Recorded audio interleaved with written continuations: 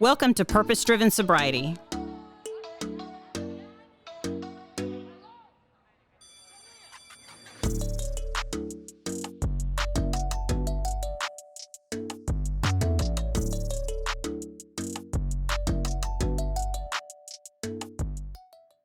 Thank you for joining the Purpose Driven Sobriety podcast. My name is Christine, and I'm an alcoholic. Today's show, I'm so proud. We've got some recovery t-shirts that are on purposedrivensobriety.com. Every single penny from the sale of these t-shirts, which is about $5 a piece, goes towards paying for the show. So we use that. But today I'm going to get straight into it. I'm so excited to have my guest, Mr. Don Radon. And we've been in the same kind of circles for a minute, but never really got formally introduced until very recently when I came and visited you at your facility. I got to tell you, there are people in recovery. I like to think that I certainly talk the talk, but I would like to think I walk the walk, right, in recovery. But you, sir, do it all. And I'm just telling you that I'm in awe of your dedication and your love for recovery and your love for other men that are coming up behind you, because what you have is a men's facility that is just it. I think I've come to know you well enough that you'll be uncomfortable with this statement, but you're saving lives. You are allowing God to use you in such a way that you're saving lives, and there is no higher job than that. There is no higher. I'm just in awe of you, and so I thank you for coming here to talk to me. And on the show, we just talk about basically what we do in meetings. What it was like, what happened, and what we're like now, and what brought you to this place that you, like I said, that you have a facility, Recovered and Free, over in Hubbard. And so I'm just curious to hear kind of just your story and what led you to that place.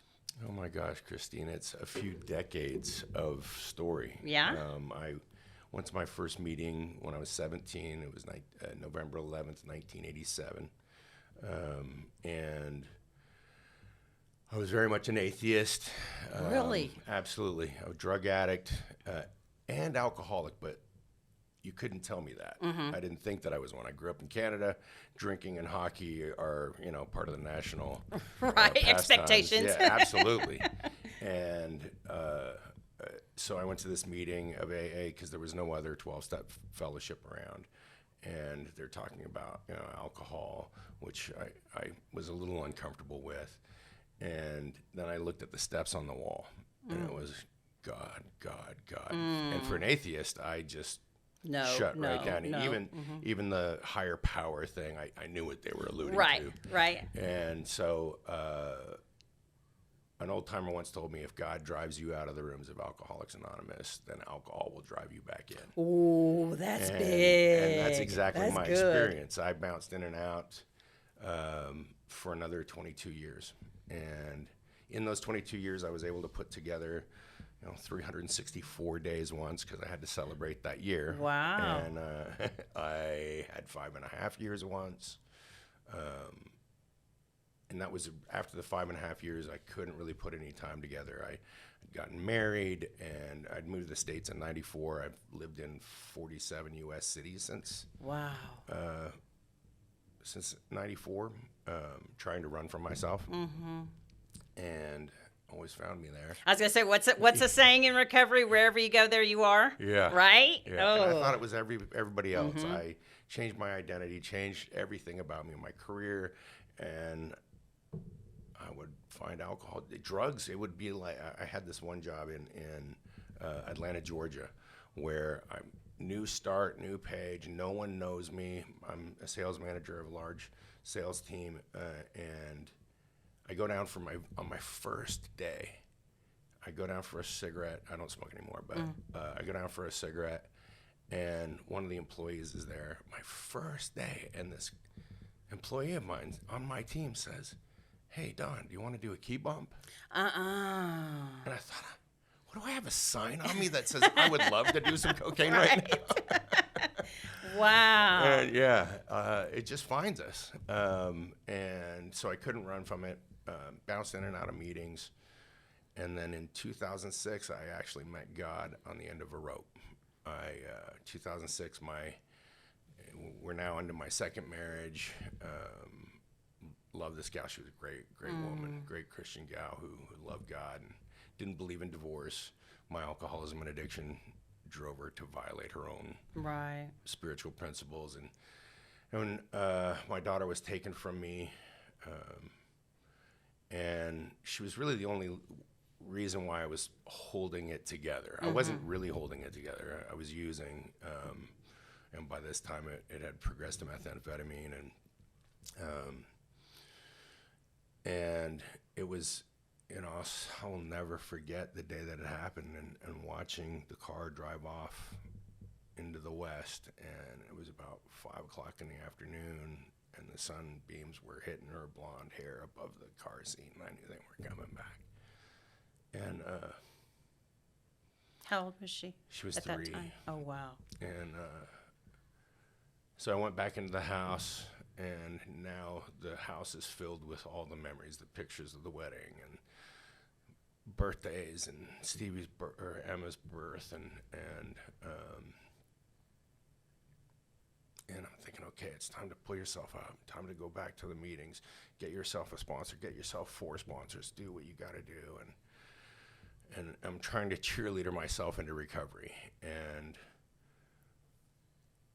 I'm feeling the momentum. Okay, I can do this. I had 5 years once, almost 6 years. I can do this. I can do it. And then this voice comes into my head and says, yeah, you can do it. You can get rebuild the empire. You can get her back. The in-laws will probably look at you like you're the devil for a few years, but you'll get it all back. And when you do, and all the trust is back and all the love is back, there's going to be that split second where no one's going to be looking, and you're going to do it again. And it hit me like a ton of bricks. That was my step 1 experience. Not in a meeting, not looking at a book. It was on that couch. I knew that I was going to do it again. And then I looked over and I saw that picture of my daughter, and I was like, the best thing I can do for this little girl is to check out and end it, because I don't want to raise her through the plexiglass, whether it's the psych ward or jail.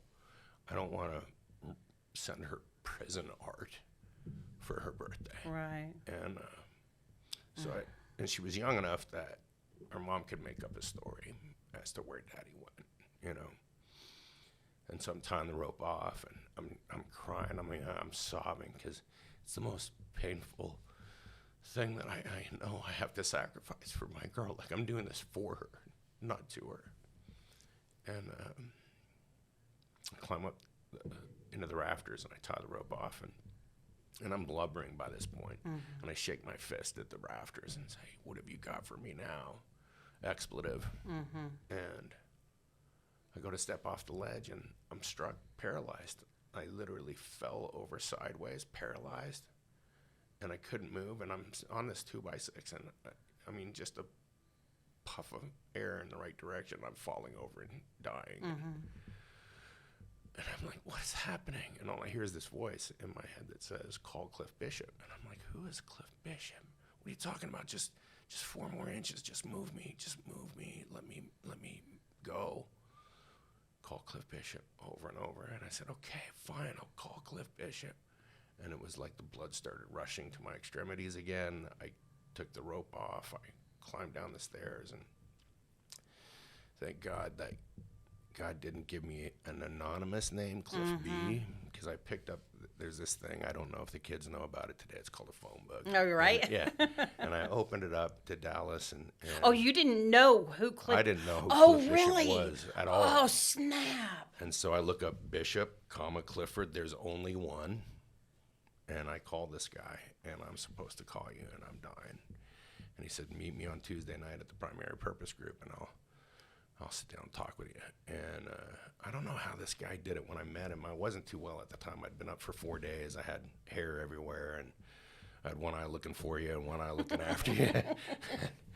And he hugged me in such a way, like I could just like feel the love for an unlovely person. And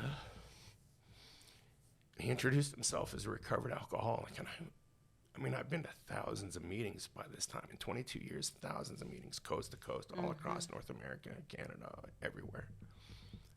And I'd never heard recovered, never once. I'd heard people with 30 years of sobriety, you know, Dave. My name is Dave, and I'm a gratefully recovering alcoholic, and I've been sober 33 years. And now Dave does not sound like the ray of hope. Right. You know, that doesn't sound like I want to be gratitude. just like Dave. Yeah, oh, Dave, you mean I'm coming in this mess and I get to, for 33 years, end up Right. looking like you? Right. But he introduced himself as recovered, and I'd never heard it. I'd heard gratefully recovering. I'd heard sobriety dates, and I said, we never recover. We're always going to be sick. It's the party line. That's what I heard. And he said, you don't know crap about AA, do you? And he had me open up his big book to the title page. Now, I've had a second, third, and fourth edition of this book. Never opened it. And I read the title page, and it says the story of how many thousands of men and women have recovered from alcoholism. And I stood there. Now, if you go to 22 years of college, you're going to accidentally get a degree or two. Right. Accidentally. Just by being in the way. Yeah. And I went to 22 years of meetings, and I didn't know that we could get well. It's right on the title page, the ray of hope, right on the title page. And I knew that this guy, I just knew that he knew what he was talking about. That he was telling you the truth. Yeah. And he took me through the work, and within 2 weeks, I had a spiritual experience. By the end of my second week, I had made 60 face-to-face amends, all of this contrary to what I'd learned in meetings. It's not a race. If you go into the woods 20 years, you can't get out in 2 weeks. And it's not true. If your God is God and all-powerful, he can take you up in a second. Right. And I'd made 66 face-to-face amends by the end of the second week. I'd been asked to be a sponsor on my second week. And I'm sponsoring a guy. I don't know what I'm doing. Cliff is leading me through how to lead someone through the steps. By the time I get my 30-day chip, my sponsee had been asked to be a sponsor. So I'm a grand sponsor by 30 days. Wow.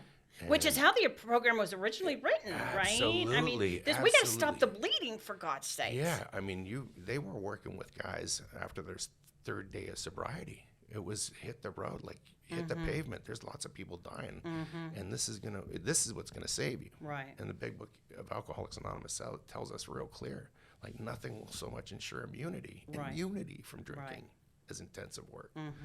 And so I caught with on fire another alcohol. with another alcohol. Absolutely.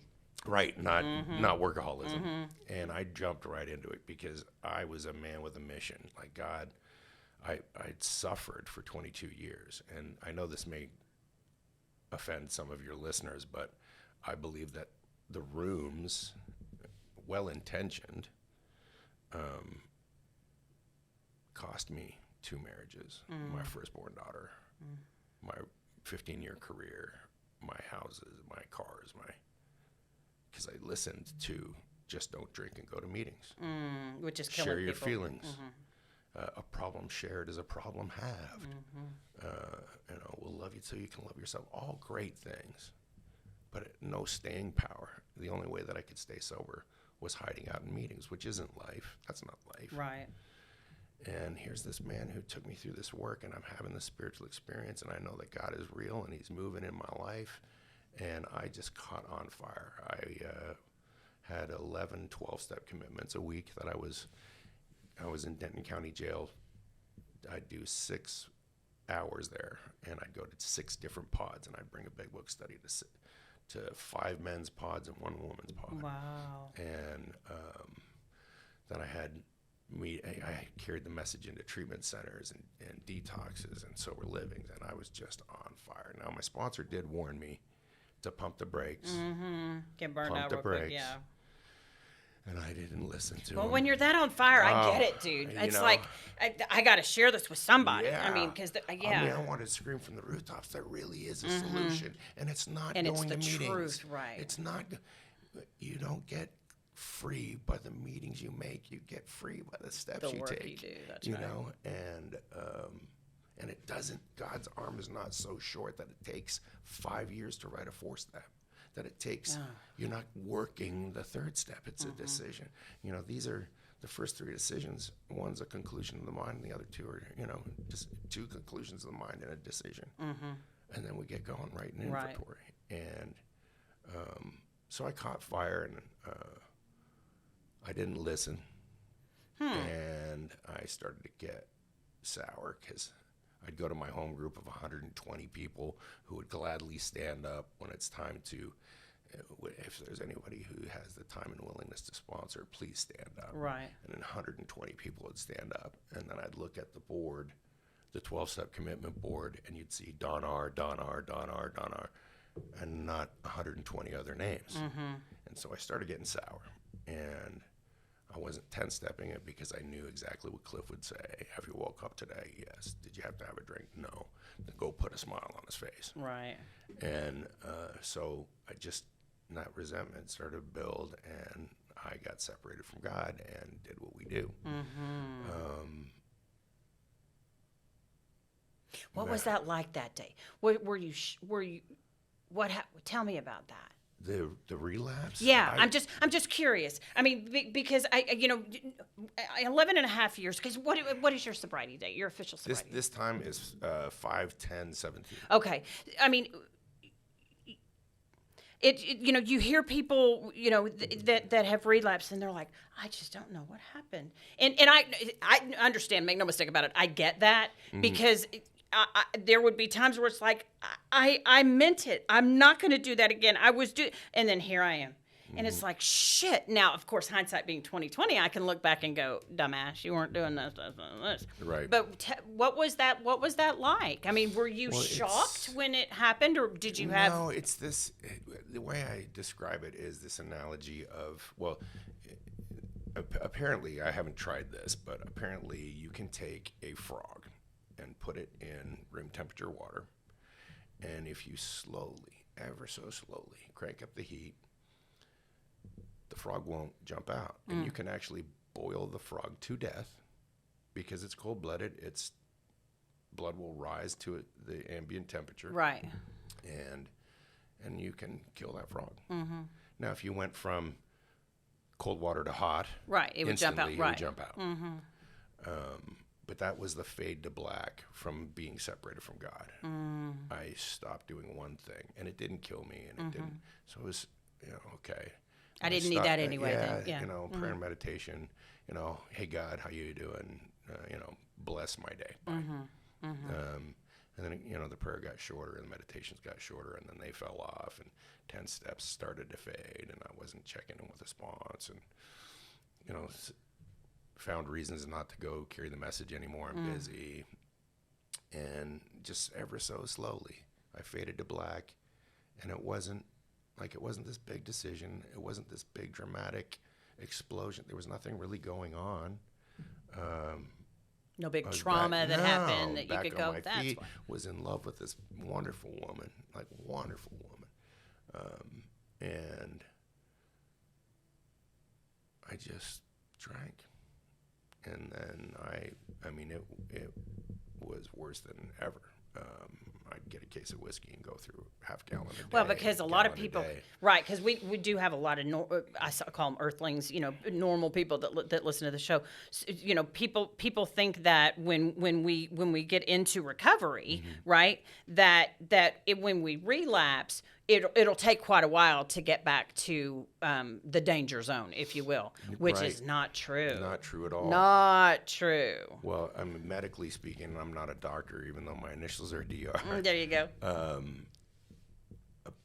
Apparently, the uptake receptors, when we flood our brain with all these endorphins constantly by drinking and using drugs, and it heightens the euphoria, our brain isn't supposed to stay in that state. So it creates these more uptake receptors to handle the flood. Well, more uptake receptors mean I got to do more to get that same euphoric feeling, and that's how the progression of the illness happens. Well, when we stop, I don't know how or when, but at some point when my levels start to get to normalcy, these extra uptake receptors begin to go dormant. They don't die, they go into dormancy. So I can begin to experience pleasure normally and hear a baby laugh, and it actually make me feel good instead of annoyed. Sure.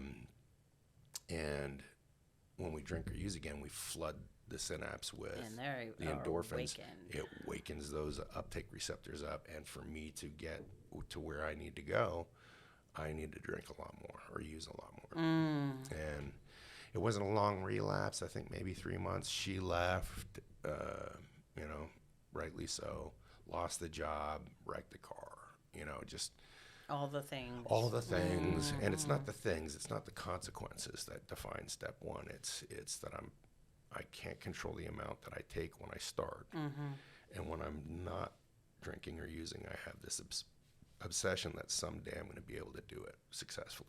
If I just do Like it this normal way, people, yeah, right. I'm just going to do pills. Pills were never my thing. I liked Go Fast and alcohol. Right. And suddenly I'm addicted to Oxycontin. Because I'm thinking that if I just change the drug up, I'll be able to use and drink, still take the edge off of life and still Right. function.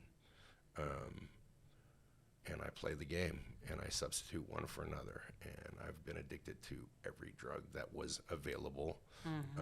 Like there's a lot of stuff out now, synthetic stuff. Fentanyl wasn't a thing. Right.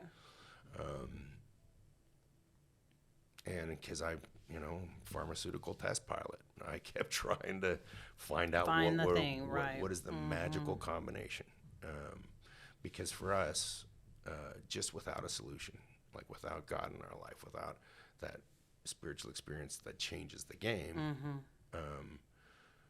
I'm like a fish out of water. Right. Water is drinking and using. I can breathe, I can function, and the rest of the world, my family, well-intentioned, wants me to stop. Just don't do it anymore. Right. And if I do that, I become a fish out of water, and I have to hold my breath. Literally can't breathe. Right. Yeah. And I have to hold my breath and hold my breath. And, that one day at a time was a lifesaver for somebody who's trying to hold their breath. Sure. Now, that's not a solution. Right. Oh, It just gets me through one more day of not breathing. it's torture. And then that day, fateful day comes where I just can't handle it anymore, and I take one sip or one line or one hit off a joint, and I breathe. And I keep breathing. That sense of ease and comfort returns. Yeah. And you feel normal. I can be alive again. But my living destroys relationships. My living It kills destroys everything else, right? Everything else you love. Yes. And that's why we become such good liars, because we can't stop doing it on our own.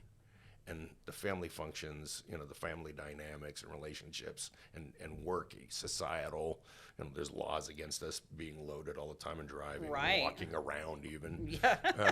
The nerve. And so I end up having to lie because I can't stop doing it. Where you been? Oh, I had to work late. Oh, I'm Right. just tired. Oh, I won't be home tonight. X, Y, and Z.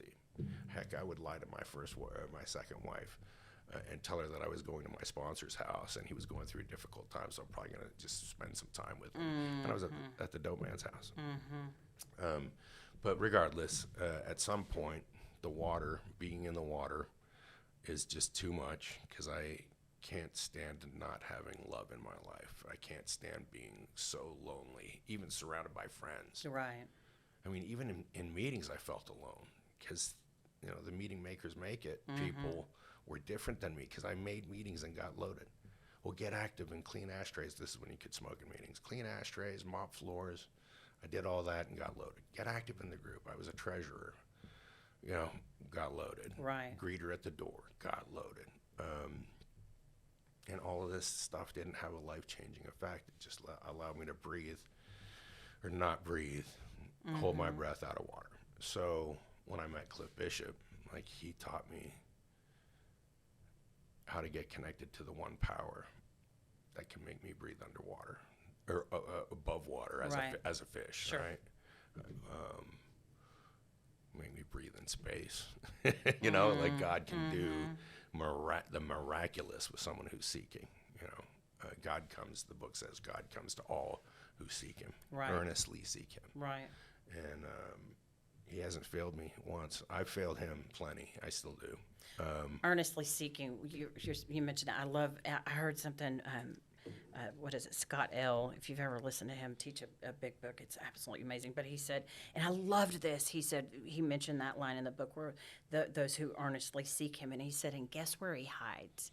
He hides at the same place a mother of a 3-year-old playing hide and seek with their child hides. It's right in plain sight, right? And oh man, that just hit me to my core. Yeah, I heard this one thing that's similar to that, and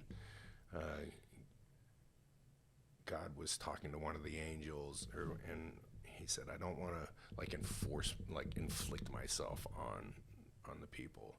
I want them to seek me and find me. And the angel says, well, where will you put it? Will you put it in the sky or out in outer space? And he said, no, because they'll build planes and they'll find me that way, and I don't want it to be like that. Well, you bury it under the earth? No, they'll find drills to. How about under the water? No, they'll learn how to swim. And well, where are you going to put it, God? And he said, I'm going to put it right here inside of their heart. It'll be the last place they look. And the big book says that. It says deep down in every single man, woman, and child is a fundamental belief in God deep down. And it's right here, deep down. And that the steps allowed me to get to a place where I found God. And he's in me, he's in you, he's in all of us, right? It's just, my heart has been hardened and inaccessible to receiving what God's been trying to give me, even though he's been working in my life and saved me from, who knows tragedy and dying, I don't know how many times. With all the illegal activities that I participated in, I should be buried under a jail. A few times, huh? And I mean, I got some misdemeanors. I don't know how. I just wasn't. A lot of guys come in and they want to brag about their rap sheet, and I'm like, I did all the same thing you did, right? And I didn't get caught. You probably need to find a new profession. You suck at this. Right? You're a bad. Not only you're a dumb criminal, you're a bad criminal. You're a bad criminal. Get a job. So you had that. You had that. That was it. Your last relapse then? That No, I would love to say that. Well then. So I make it almost 7.5 years. And I meet a woman, and this woman is very sick, and I don't know at all. I'm just glassy-eyed, starry-eyed. I'd admired her, secret admirer, for years before this, and we had a secret affair. And what I have found is that people with longevity of sobriety that actually have a solution, that actually are connected to God, how they relapse, the beginning of the relapse is in dishonesty. It's this hiding out or not telling the truth or omitting things. And, well, I'm too sober. I've been sober too long to be honest in a meeting or honest with my sponsor. I'm supposed to be better than this, right? I can't show weakness. I've got to be a leader. And it becomes this downfall of us, right? Yeah. I'm dishonest, and I cut myself off from the spirit that saves me. And so I had this secret affair, and she didn't want me telling. I just wanted to tell the world I'm in love with the woman that I wanted for years. And, I honored her and kept it under wraps. And one thing led to another, and I got loaded again. And it wasn't a devastating relapse, this idea that we drink and use drugs and everything disappears and it all, right. it ends in a fiery airplane crash. It's just ridiculous. I mean, it does for some. Right. But I was in my own hell. I'm trying to live a sober life and be a weekend warrior and just grind through the week and make it to Friday so no one knows, because I'm in the recovery business at this point. I'm working. I'm working in a center and trying to hold it together, be this model of recovery. I'm lying. Oh, the pressure. Golly. Lie. And the business ends up closing, and I start to get this idea that I need to open up my own rehab, because I've helped Origins Behavioral Health down in South Padre, who's on the Dr. Phil show all the time. I was boots on the ground. I was the 4th person hired and helped to create that massive monster that it is today. And Solutions in North Texas before that, in Denton, which is now also a monster, helped them out. And Brazos Recovery Services, they are practicing my 12-step program that I designed, which got repopulated it into all kinds of different treatment centers today. Wow. And it's not my 12-step, but just how I lay gotcha. it out. Yeah. And I get this idea. I'm done working for other people, and I'm building this business plan. I don't have the resources. I'm now a single dad to my third wife. She burned off to smoke crack, and I'd been raising Stevie, my youngest, since she was a year and a half. And like God gave me what the devil stole back in spades, and I got to have this little girl, but here I am still trying to manage and hold it all together. She'd never see me. I always waited until she was asleep to get loaded. Right. Never saw me that way. Doesn't make it okay. Right. But it was justified in my head. And so I had 11 people on the short list to invest in Recovered and Free that could have easily afforded it, written a check for my starter capital, seed money, and not even missed it. And all 11 of them said no. And I was pretty defeated. I thought, well, I guess I'm going to have to look for a job. Now I'm living in a double wide in Laguna Park, Texas, which I never knew there was a Laguna Park. I didn't even buy drugs in a trailer park. And here well, it's not a trailer park, but it's a trailer and on a half-acre land. And things are beginning to look bleak. It's looking like I'm going to have to sell my motorcycle just to make it. And my landlord had seen what I had done. Every Wednesday night there was a big book study at my house, and the lawn would be filled with cars. Like you had to decide whether you wanted your arms up or down before you walked in because you weren't moving, and it was pretty amazing. And he'd seen the people that I was trying to help. So when I became unemployed, he didn't charge me rent. He just knew I was good for it. And when my wife left, he lowered the rent because he knew I was, by our how we walked, that we demonstrated the power of God. We were always on time with Ram. We never late. And so he just helped.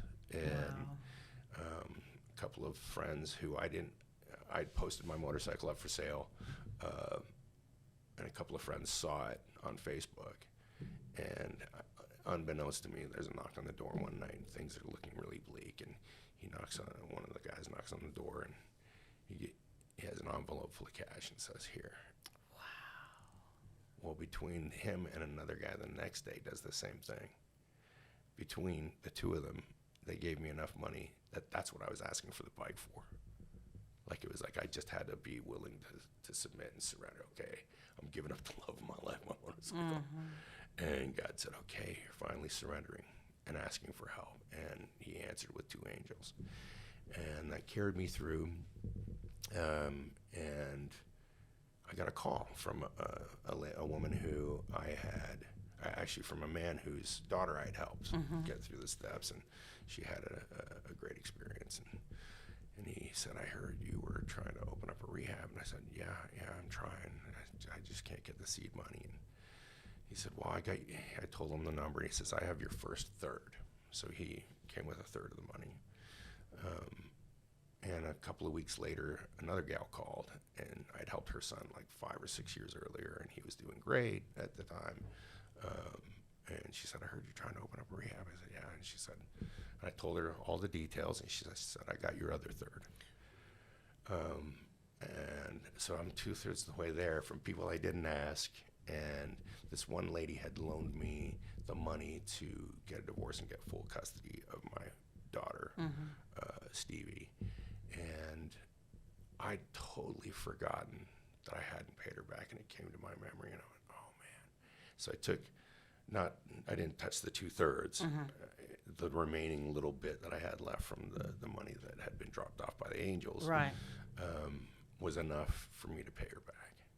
And so I called her and said, hey, look, I just want to make things right with us. And it was the last of my money. I didn't know what was going to happen next. And she asked me what was going on in my life, and I didn't think, there was no motive in this. I literally was just paying her back and telling her what was going on. And now, were you still using it that time?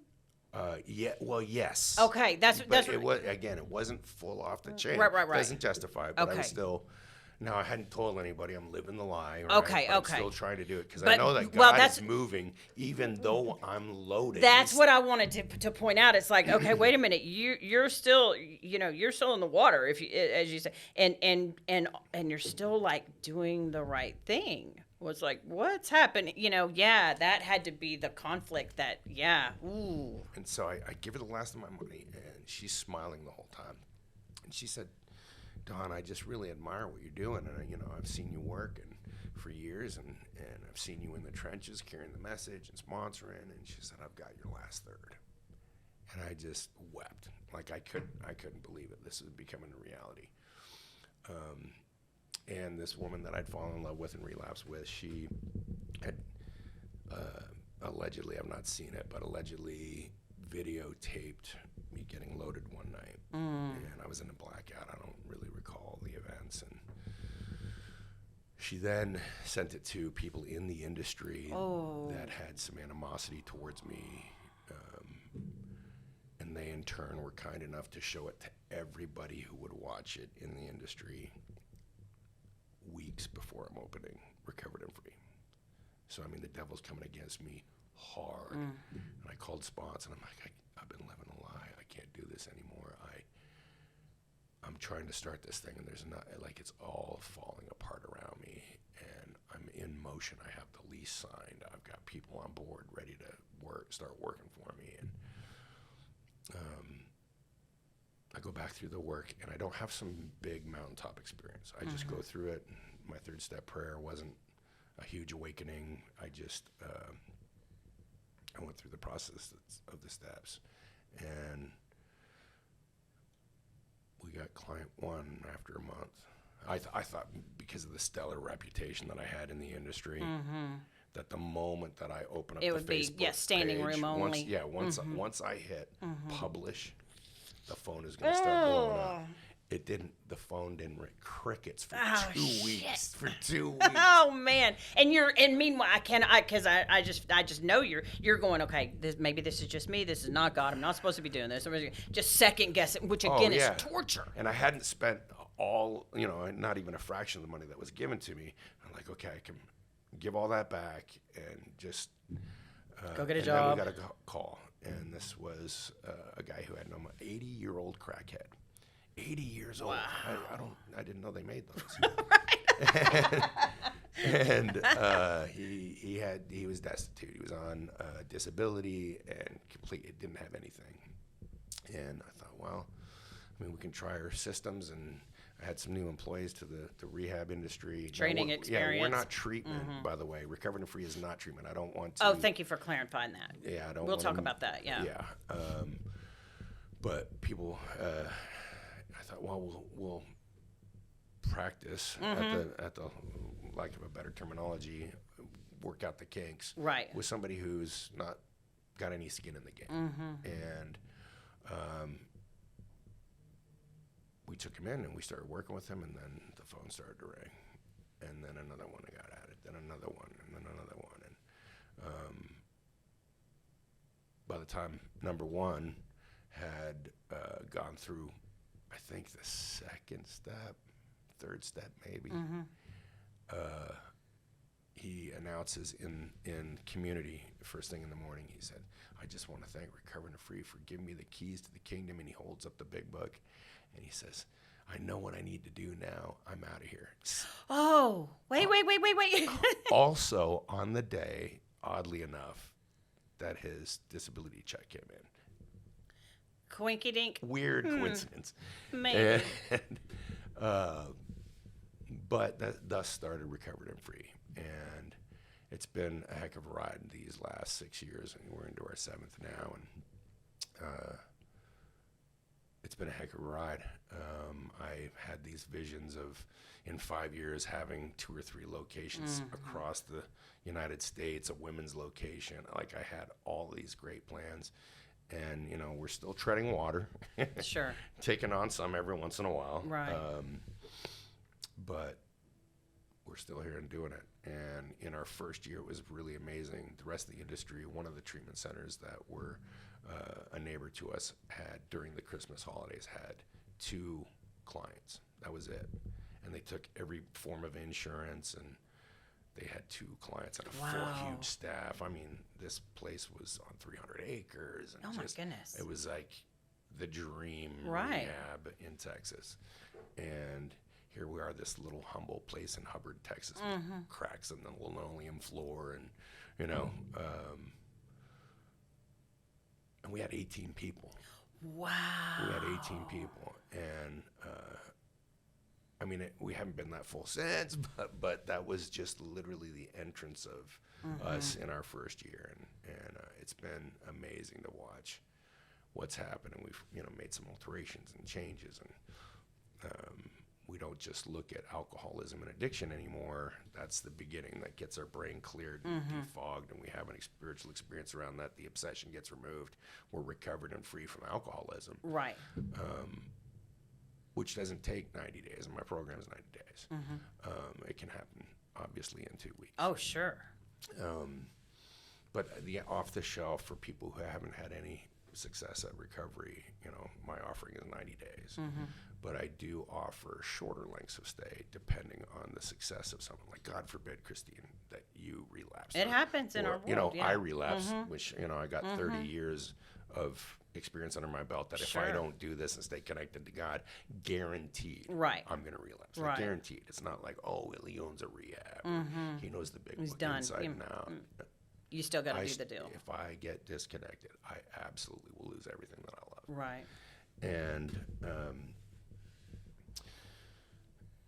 So you've got a 1 to 2 week stay for someone who's I have a 2-week program called the Jumpstart Program, and if it was, you who are practicing, Right. you're out there and you're in the trenches and you're helping women and you're carrying the message, and you're doing the things. right.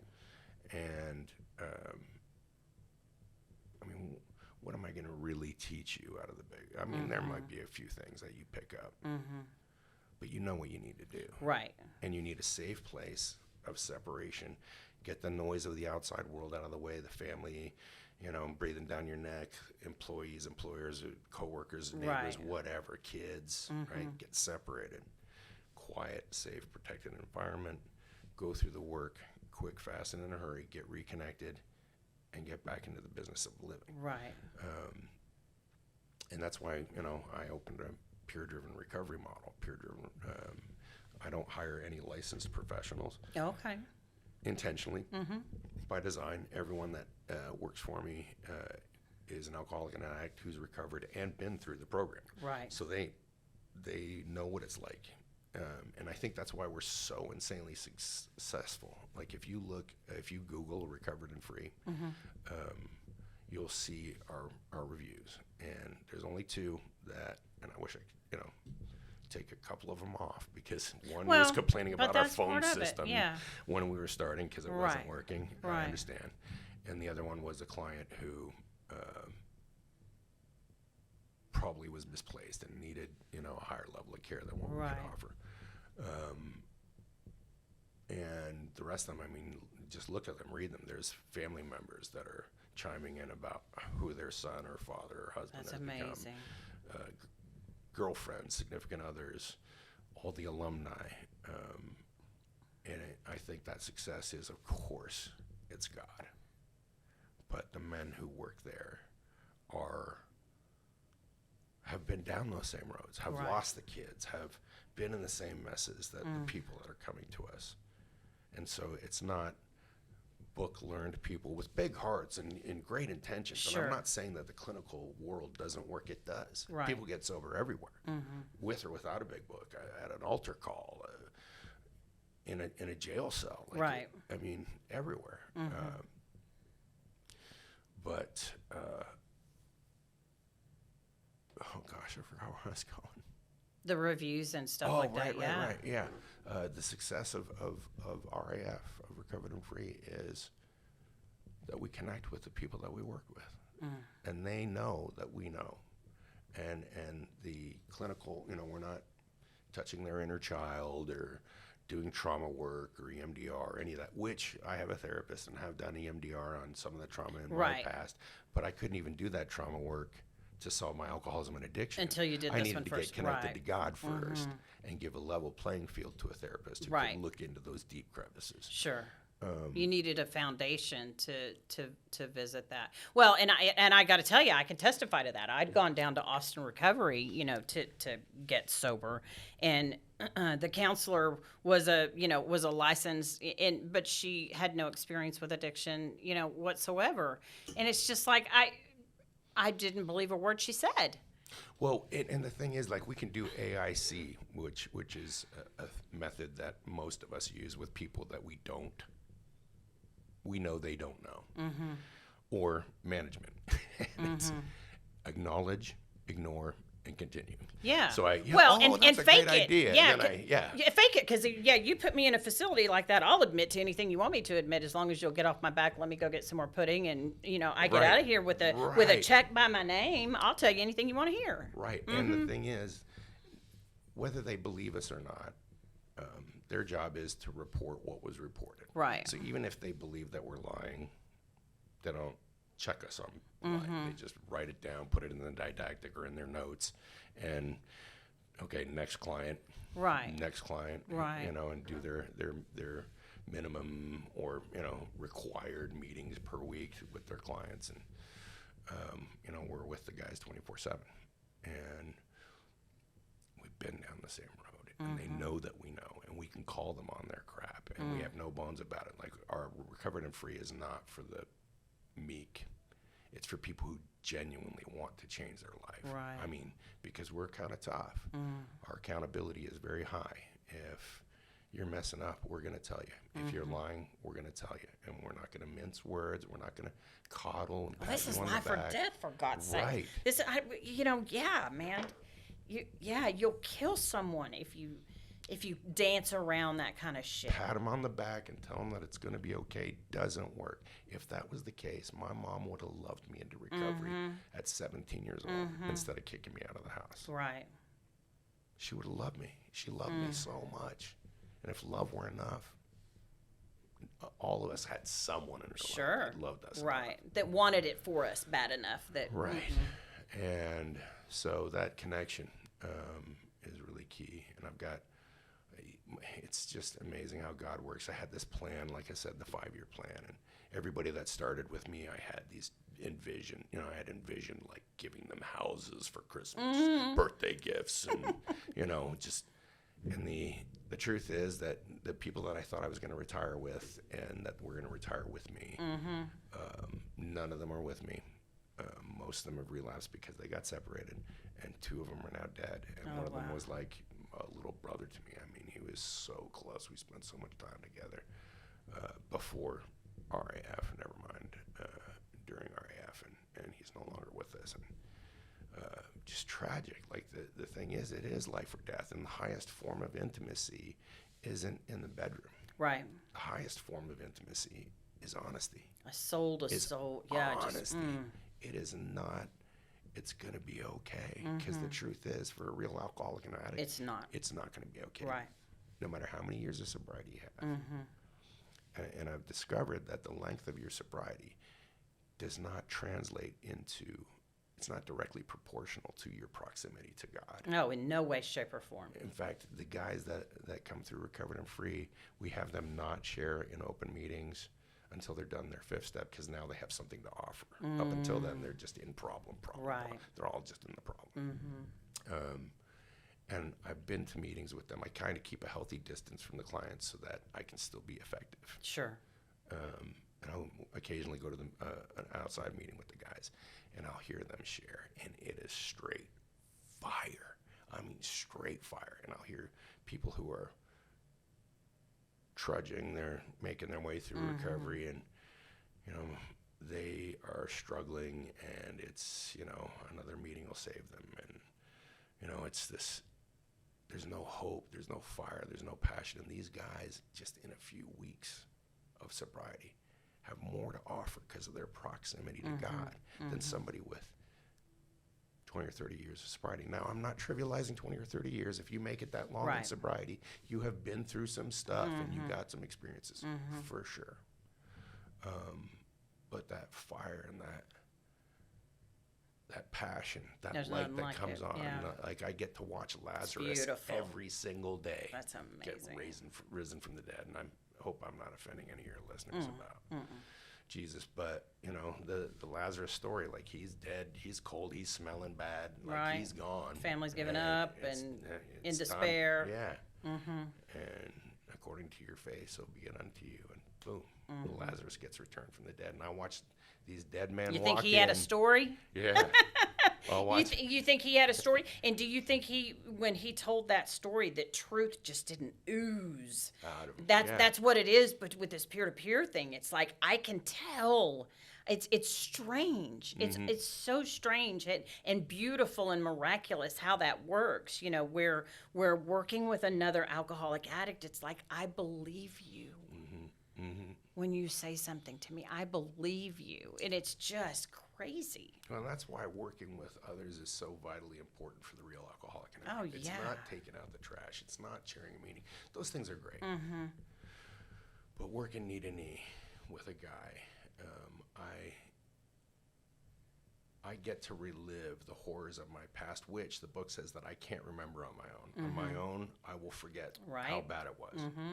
Right? And people said something just 2 weeks ago. I can forget how I was in a ditch with vomit all over. Yeah, I get it. And I'm telling you, it wasn't that bad. I can't tell you how many old timers that I've heard say, if you don't remember your last drink, you haven't had it. And the book says exactly the opposite.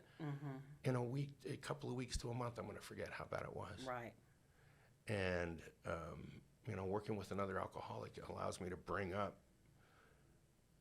Like, it's still painful to me when I talk about my daughter, my oldest daughter. She's 19 now, you know, and our relationship is not anywhere where I'd like it to be. You know, she was collateral damage to my alcoholism and addiction, and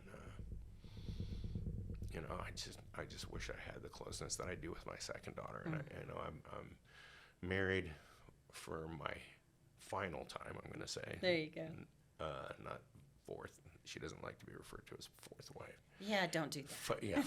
Last wife. She's my last wife. There you go. And we've got a blended family. It's just beautiful. My youngest, who is 9 now, her boys, which are my boys, 6 and 7, and you know, at 53 years old, they have intense energy. Yeah. But I mean, the love in our home, the woman that I have today is just amazing. She walks me through, I mean, we're just transparent and honest, and we talk about difficult things, and it doesn't make it easy.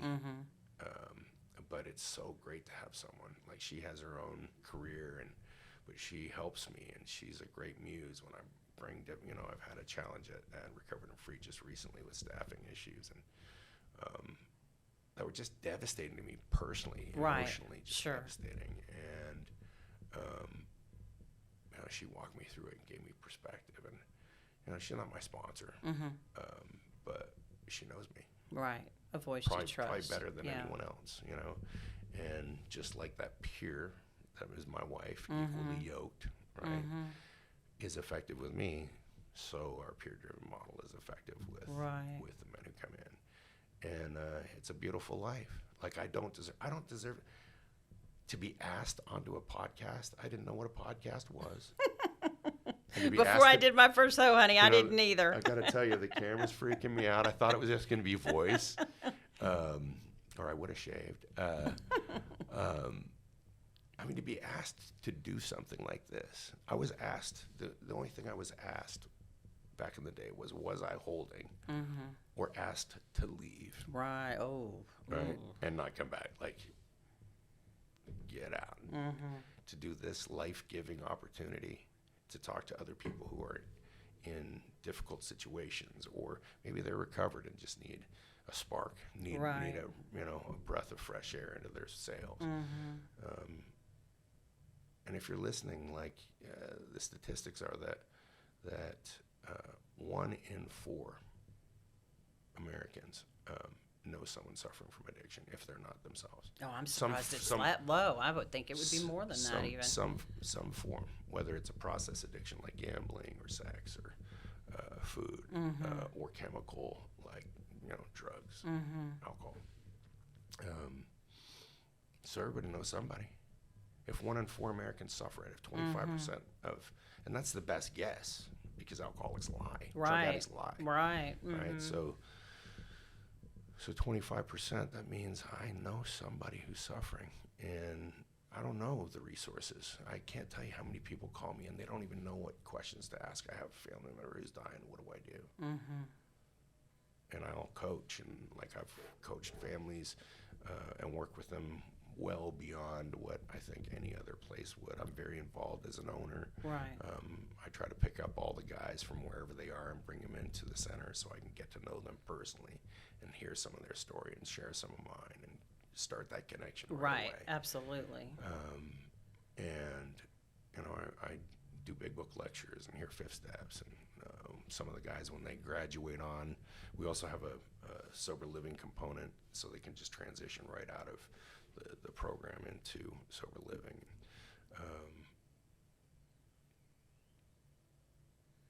You know, some of the guys ask me to sponsor them and work with them. What an honor. And I get to do that in a licensed facility. You can't talk to a previous client for 2 years. That's nuts. No That's contact. ridiculous. No contact. That's nuts. And we don't do that. And you know, the little town of Hubbard doesn't have much to offer, but it's got a really big heart. And when I opened up, they had a real difficult time with me opening up a women's center because it backs up to a daycare or a men's center. Oh, right. And I said, you know, as I'm supposed to do this 5-minute little deal to town council as an introduction. Just to introduce what I'm doing, I'm you know, all dressed up. This is what in I'm a going to do suit. for your neighborhood. This is Yeah. what we're going to do. And they came against me so hard. I mean, it was an interrogation. I mean, they might as well have the lamp out. And I understand that. Okay, I mean, if you're devil's advocate, when you step back and you go, okay, I'm taking, especially people that are ignorant, and that's not offensive, but people, when you're ignorant, you just don't know. People Right. that are ignorant to addiction, you know, and they're taking their 3-year-old little girl to this daycare and going to work. I would be, I mean, I could understand that. Well, this important detail I've accidentally left out, and that is the same place that I worked at, which was a women's facility that ended up closing, is the building that we're now in. So it was already a rehab months earlier as Except a it women's was facility. women. And when it shut down, I said to the owner, I don't know how I'm going to do this. And it was months in between shutting down and by the time we opened, I said, I don't know how I'm going to do this, but I'm going to do this. Before I had one investor, and he hung on, and he was kind enough to hang on to the property and not sell it, and it happened. And I've got the lease signed and everything on board, and I go to do this introduction with the town council, and it is a witch Brick hunt. wall. I mean, 45-minute, grueling, and all I can think of is, do you know that this is called discrimination when the evidence is that you have had women in addiction and alcoholism in the same facility backing up to the same daycare, and now it's a man doing it. And I don't want to say the word, but it's my blood is boiling. At this I can point. only imagine. God. And my sweet little daughter, who at this point is now 3, the same age that my other daughter was taken from me, had walked in. She wanted to wear a princess dress, so she's wearing a princess costume dress into the town council meeting, and she's sitting there in the back, you know, one of the rows. I don't recall which one, and I said, you don't understand, like, I wouldn't subject your families or children to anything I'm not subjecting my family or children to. Like, my daughter and I are going to live on campus with these men. Right. And we've got a separate hallway that's Sure. closed off and significant space. Not really the best place to raise a little girl, but Safe. you know, safe. And we had tons of cameras inside and all kinds of rules about it. But they said, "Oh, well, you should have said that in the beginning." Yeah, welcome. Oh my It was my little goodness. girl who saved Recovered and Free and put us on the map. Funny. And it's just amazing, you know, just amazing. And so, but there still was resistance even after we got passed by the town council. Yeah. The community had started a petition to shut us down. Oh. And I mean, there were, I don't know how many names, but it was getting passed through the churches. And I mean, it was getting some traction, I guess, and they didn't adhere to it because I met That just all had the, to make you feel awful. Oh, I mean, well, just I had two choices at that point, you know. right? Do I just seclude and I won't even buy anything from the town of Hubbard. Mm-hmm. We'll get our gas outside of Hubbard. We'll buy our groceries outside of Hubbard. Everything that the guys do will be outside of Hubbard. You'll never see us. We'll be just stay away from you. Or I can show them who we really are. I can break the stigma. Right. And so I met a man who's really active in Hubbard, Eugene Fulton, and he was one of the only guys doing service work in the community as a volunteer, doing little cleanup projects, and he was pretty much single-handed. I guess he had a couple of guys who'd come help out every once in a while. And I said, Eugene, you need a hand? He said, yeah. And so I built into my program 2 days a week, Tuesdays and Thursdays. There's 2 hours that we allot to. It's called serve our community, and we don't take any donations. We don't take any exchange of services for it. Right. And we do cleanup projects. We clean. We maintain the Pin Oak Cemetery so that people have a nice, clean place to come visit. Yeah. Honor their loved ones, and we beautified their little town. They've got 4 man-made lakes and a little park there, and no one was coming to visit, and no one was coming to stay. And we cleaned all the pads and made it, accessible. And now it's up and running, and we paint the town pool. And since then, it's totally continued to evolve. And the town has started to see who we really are, that we're just sons, that we're just brothers, that we're just fathers. Right. Right? We're good men who have a bad illness. And now the elementary school. I was gonna say, Yeah, I saw pictures on your Facebook page not long ago. All your guys were in an elementary school helping teachers put their classrooms together. Yes, ma'am. And we worked the concession stand for Friday Night Lights.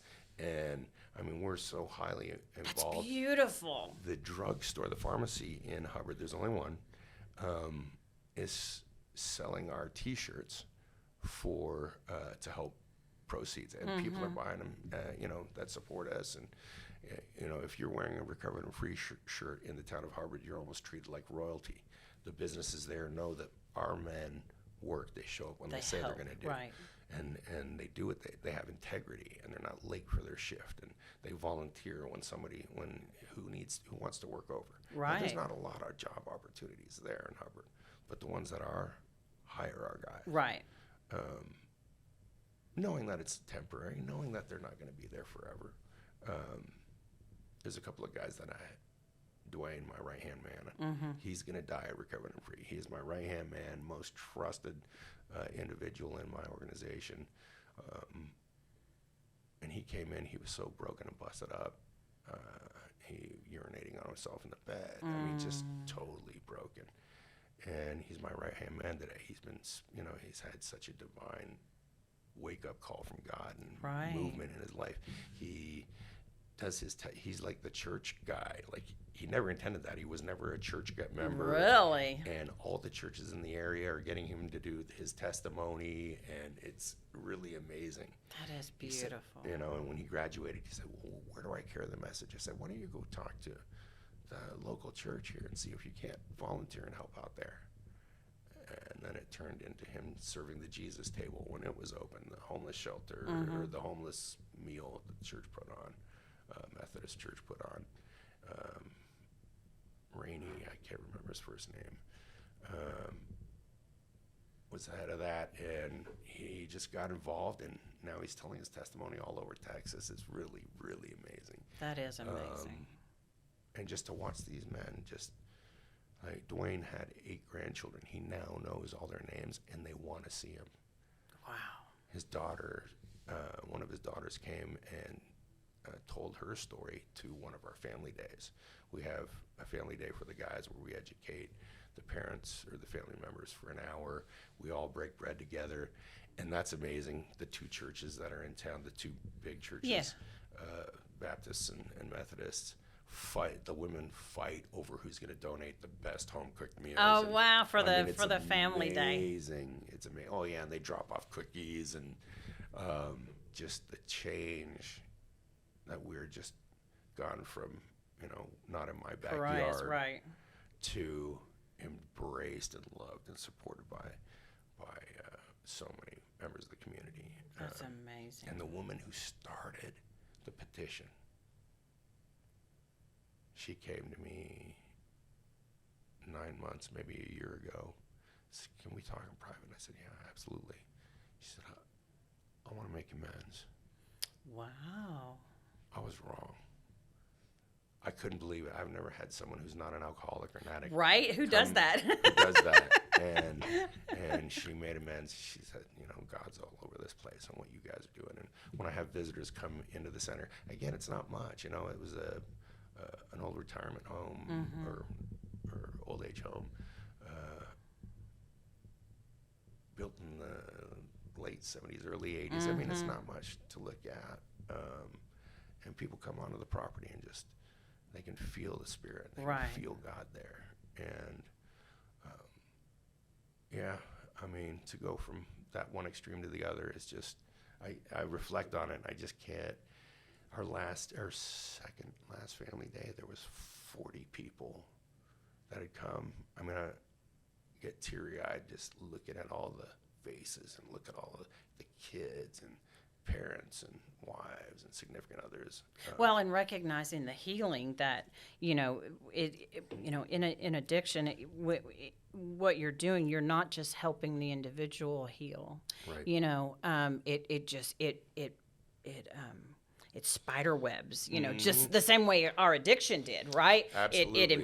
It infected our families, and it infected our children and our spouses and our loved ones, but recovery can do the same thing, and break those generational curses that have run in families for so long. That cycle can be stopped. And instead of leaving a wake of destruction, it's a wake of life and hope and happiness. And it's not a straight line. There's a lot of trials. Well, getting there wasn't a straight line, huh? No. Yeah. And we offer CODA work for the families. Not a lot of them embrace it because explain what CODA is. Codependence Anonymous. Okay. We offer some of the work there. And we do it with the men. That's what I was saying earlier, is that once we get the man through the 12 steps in his 90 days, we begin to work on codependency. And I didn't realize it, but codependency is why I relapsed. Makes sense. It's because I had a connection with God. It wasn't my lack of God. It was my overdependence on people. And that my sense of self-esteem and self-worth, my value on this earth, depended on whether you liked me or not. Right. Whether you were happy or not. And what do I got to do to make you happy? Well, if this will make you happy, I'll do that. And even though I do it resentfully because it's something I didn't want to do, I would do it anyway, because why am I always doing the dishes? Why am I always doing the laundry? Why am I always doing the domestic stuff? Right. Well, And those resentments, I want to keep her happy. And my sponsor, my CODA sponsor, who I have a CODA sponsor and an AA sponsor, she said, "Don, you don't have the ability to make someone happy. You will never make her happy." And you'll literally kill yourself trying. Oh, and it shocked the heck out of me. I'm like, "What do you mean? Nobody can make you happy or not happy. You decide. You get to decide how you look at something." And so she's been doing a lot of work with. I'm a slow study, but most of us are in these programs. She's a great inspiration for me, and she does a lot of great work. And we do the work as far as we can go with the men that have completed the 12 steps. They're currently helping, and that's the other thing, is that we're teaching these men how to be sponsors. So when they get out, they're ready to take somebody on. Go spread the wealth. Share what you've learned, because I do believe that you can't keep it if you don't share it. I do believe that in our program, that you can't live a selfish clod of a life or I guess you could, but it's, in my humble opinion, it's miserable, because that's where the go-go juice is. When you're investing in other people, what you get back, it's not cliche, it's true. That's there's nothing like it. And that's one of my favorite parts of the big book. It's on page 159. It says that these men had found something brand new in life. And although they knew they must help others in order to stay sober, that motive became secondary. It was transcended by the joy they felt in giving themselves freely for others. And so I want these men to experience that. Like, Right. here's the juice. Here's the real thing. Being a servant, having a servant heart, being a part of a community, doing that service out in the community. Like, you belong. And not only do you belong, you bring light to dark Not only do you corners. belong, you're wanted. Yes. Yes. And it's just, we do that coda work, and guys get to look at recovery from a different angle. And it really is. I arrogantly thought, even if I am codependent, I have the original 12 steps from the original writers of the big book. And I'm telling you, Melinda uses the same big book, but she puts the people-person spin on it. Right. The people problem, she Sure. calls it, on it. And I just am amazed. I've been codependent since I can remember. Right. And alcoholics and addicts have to be. Like, 100% of addicts and alcoholics are codependent. They Right. won't accept it. They won't. Many of them might say, I pick, my picker's broken. Yeah, same thing. You're just saying it different. No, it's not your picker. It's you that's Right. broken. The results are the same. And if we can just fix you, stop looking for Mrs. Right, because she doesn't exist. Right. Exactly. She doesn't exist. And you can start trying to be Mr. Right. Right. Then when both of you are ready, God will bring you together. But if you don't, and you jump the gun, and you're not ready, and you don't fix what the real problem is, then you're going to find yourself in the same mess over and And over. carrying the same problems that you've had in all the other relationships into this one. God is so great. He allows us to do an open book test. And the answers are in the book. Open book test. And if we fail, he allows us to take it as many times as we want. Yeah, so I could burn through all kinds of relationships over and over and over and over again. 40 more days. Right. And if I can just get the right one, and then at some point I start to fix me and get connected with God in this area of my life, and then all of a sudden my relationships get better. Strangely, And huh? the depth and I don't have a lot of close friends. The ones that I do are very close. And the relationships that I've had in the past, romantic relationships that I've had in the past, have been very much come here, go away, come here, go away. Right, You're right. too close. Oh, not that intimate. You need to be back here. Oh, don't leave. Don't leave. Where are you going? Come- Yeah. That's like, ooh, And oof. and now Danielle and I have been through, so much peaks and valleys, and we're together on this walk, and she's helped me in areas that I've never received help from through a woman. And it's healthy stuff. It's Right. not dependence. She shines light on things and helps raise my awareness and supports me through difficult times. And there's times where I have to spend 2 or 3 days overnight at the center, and it's a burden for her because we got 3 She's kids got the at 3 home. kids, the small ones, yeah. And it's a lot. It's a heavy load. She went away for 3 days to a women's executive retreat, and I had the kids for 3 days during the school week. And I thought, During school week. Making lunches and all that. Yeah. No problem. And I'm telling you what, when Danielle came back, I slept for 3 days. And you're never allowed to leave again. I was like, how do you do this? And there are periods, I've got a co-occurring disorder, which, I have opinions about people who get diagnosed early in recovery, because the insurance companies pay more for people with dual diagnosis. Right. So when you go to rehab, or treatment, licensed treatment facilities, and you're putting up the one thing that you've breathed water, breathed underwater with, you're going to have anxiety, you're going to have depression. Sure. You're not bipolar, you don't have acute anxiety Right. or depressive disorders. But if they can add a just label. But if I can do that, then I get more money. And so addicts and alcoholics are going into rehab, and they're coming out with a gallon bag of new prescriptions and a new diagnosis. And the addict and the alcoholic Or a new loves to hear that. a new I want crutch. to hear that it's A new crutch, I yeah. want to hear that it's this and not alcohol. And not me. Right. Right. And the family is like, oh, little Johnny Suddenly isn't we have the an alcoholic answer. or an addict. Yeah. It's because he's bipolar. He's chronically depressed. And I'm not saying that we don't have those, but there was a man who was a doctor, opened up a rehab out in Kentucky for other doctors because they're special. They can't just go to the regular facility. And he posed a question to the audience, who were all doctors. And he said, 8% of Americans have acute anxiety and depressive disorders. And he said, what percentage of addicts and alcoholics do you think have acute anxiety and depressive disorders? And from the crowd, you could hear in the background, 30%, 50%, 100%. And he said, 8% were average Americans. Oh, wow. Right? We're just people. This idea that people who don't have addiction or alcoholism, I mean, I appreciate the earth people thing, but when people say they're normies, it puts us in like this subclass of human. Right. And it's almost self-deprecating. Mm-hmm. Unconsciously, I do this, right?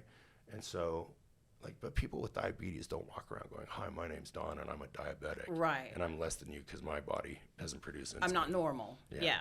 Mm-hmm. We're average Americans. We just have this disease, this illness that separates us from God. Mm-hmm. The alcohol and drugs do for sure. Mm-hmm. And it makes me different. I'm normal in every other area. I work just as hard. I play just as hard. I love just as hard. I hurt just as hard. Mm-hmm. It's not like my pain is any worse than the neighbor's pain who's not an alcoholic or an addict. We're just normal people who have this illness. It's not socially acceptable.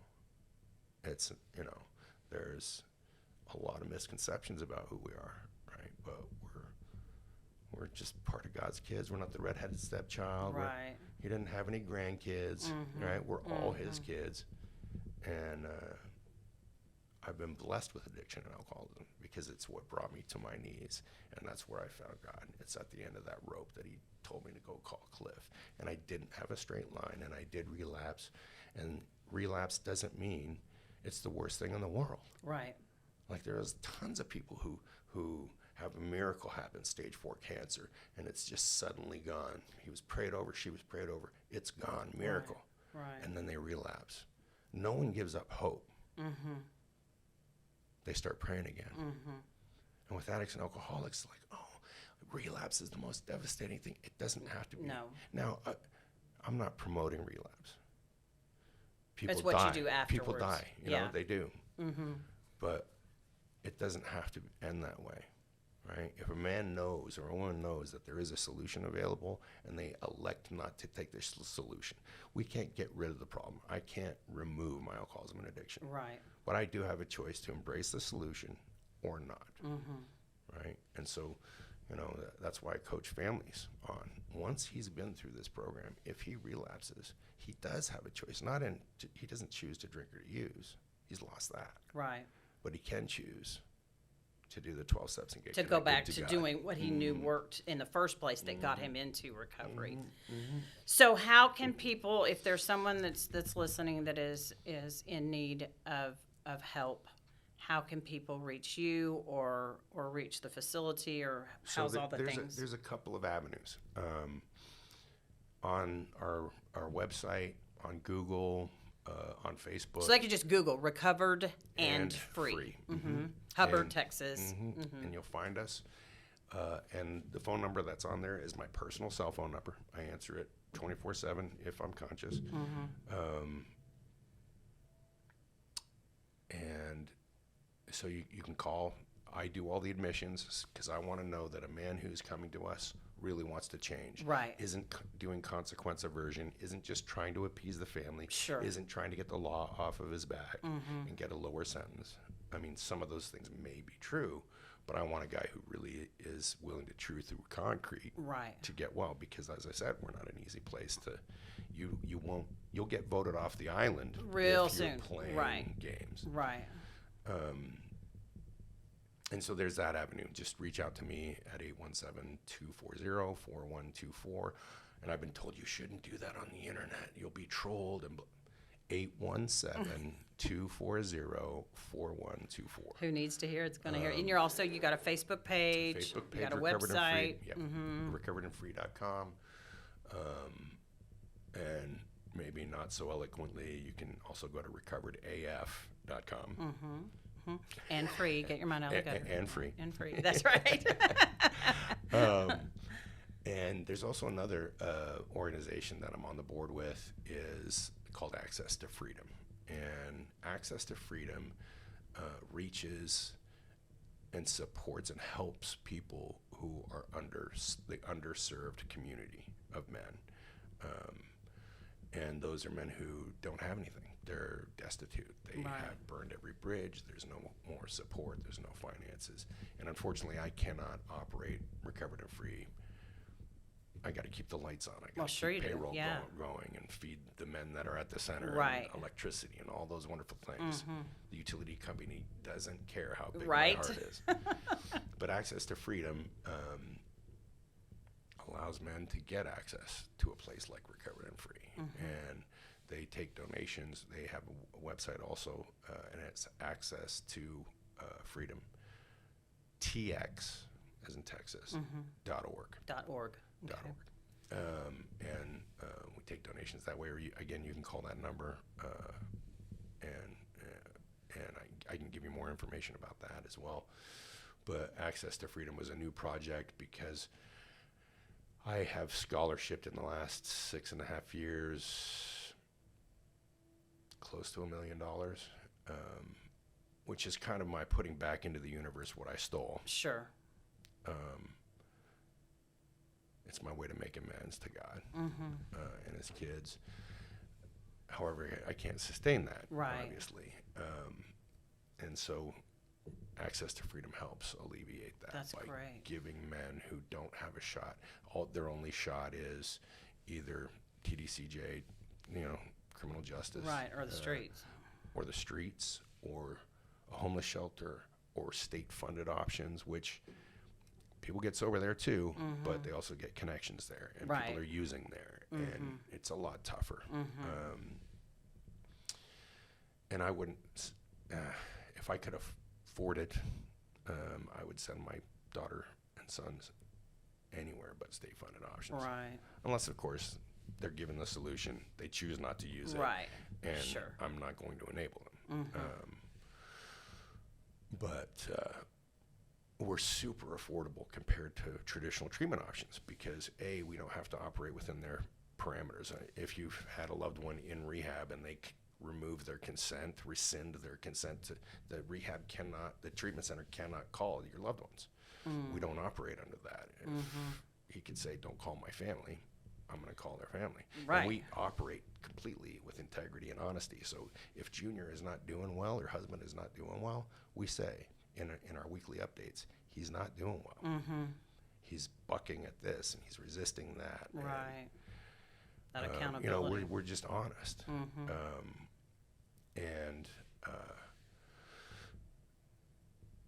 So Access to Freedom, back on track. Access to Freedom helps people get to a place like ours instead of those state-funded options or the streets. That's great. And the affordability. I mean, treatment today, traditional treatment options, clinical treatment options, run at approximately in Texas about $20,000 a month. So a 90-day program, if you don't have insurance, you're looking at $60,000, and north of that number also, depending on what amenities. And that's what I tell people, like when they're shopping, when they're kicking tires, I'm like, when you go to their websites, look at what they're selling. Is it the pool? Is it equine therapy? You get to pet a horse? Kayak therapy? You get to play in the water? Or they have a pool. Is that in the front page? Right? We don't have any of that. We're not a $60,000 amenity. You're not going to swim with dolphins. You're not going to get a back rub. We're about no spa days. We're getting men connected to God. It's not a vacation. Saving lives. Occasionally, you'll see the men at the pool that we paint for the community. But it's certainly not ours, and it's not. We don't go every day. It's maybe twice a month. But because it's peer driven, I've whittled the price down as low as I can for people to get in, and it's still out of reach for someone. I get that, but instead of $60,000 for 90 days, we're $15,000. And it's as low as I could get it and keep Sure, people and paid. still keep the lights keep on. food on the table. But so all someone has to do is just kind of reach out to you, and you can kind of guide them. And your facility might not be right for everybody. Right, but, right. And you'll be the first one to go. Yeah. But the great thing about turn you a lot is of people away. yeah. Well, not to. But you have enough experience and connection with recovery in the state of Texas, quite frankly, that you could probably refer them, or absolutely. at least go. You might Absolutely. consider this, or yeah, Absolutely. and at least guide them. Yeah. Well, I'm so grateful for you coming here today. I really, really am. Thank you. And like I said, I mean it when I say mad respect for you, and what you're doing. And I check out Recovered and Free. Check out what they're doing. You accept donations. At Access to Freedom. TX.org. Okay, good deal. Okay, but if you want more information, seek out Don and learn about what he's doing over in Hubbard, Texas, because it matters. It really, really matters. And I'm so grateful. I'm so glad to help. Listeners, I'm so glad to help, even if you don't come here. Like, if you want coaching, if you want answers, or maybe questions to ask the potential rehab that you want to go to, I will help. You don't have to come to my center to get help. Right. You don't have to be an addict or an alcoholic. Well, again, you that might just need support. Just call. goes on to show your character. I want to help, even if it's being this tiny little cog that connects somebody else to some other organization. And if I could play just the most insignificant role in somebody's life, just put one little brick into the entire house that is their Right. spiritual experience or their recovery. Worth it. I'm ready. Worth it. Call me. I'm ready. You got it. Thank you, Don. Thank I you. appreciate Thanks for you. having me so much. You're welcome. Thank you for listening to Purpose Driven Sobriety. I'm Christine, and I'm an alcoholic. Thanks for listening to Purpose Driven Sobriety. Keep coming back.